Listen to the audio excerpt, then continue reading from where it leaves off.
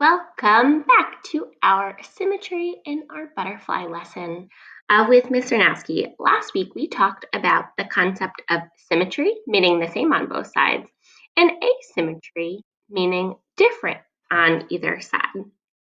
We practiced drawing some butterflies and coloring. Today we're doing scratch art, scratch art.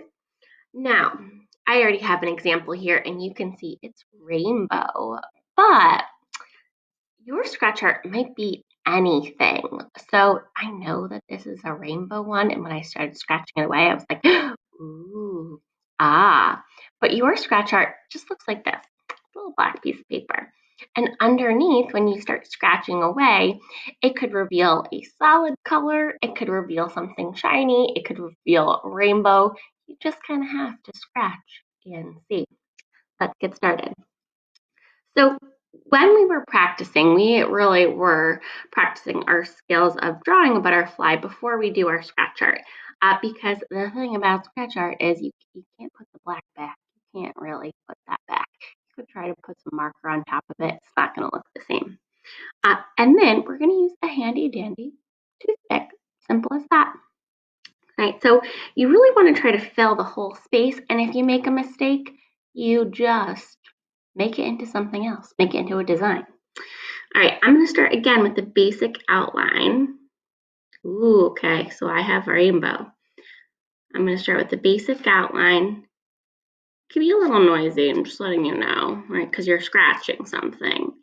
And I have it on top of a paper, just so that if the black scratches get on the table, I can just easily clean it up. And again, a little squeaky, it's okay.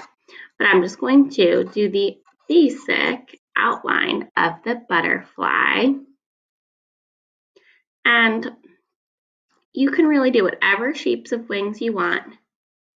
And you have two scratch arts. So you can try to make one symmetrical and one asymmetrical. So I already made one that's symmetrical, meaning the same on both sides.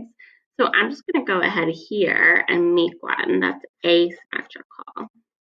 I keep doing my wing designs different shapes. It doesn't have to be the same as the butterflies that you already made.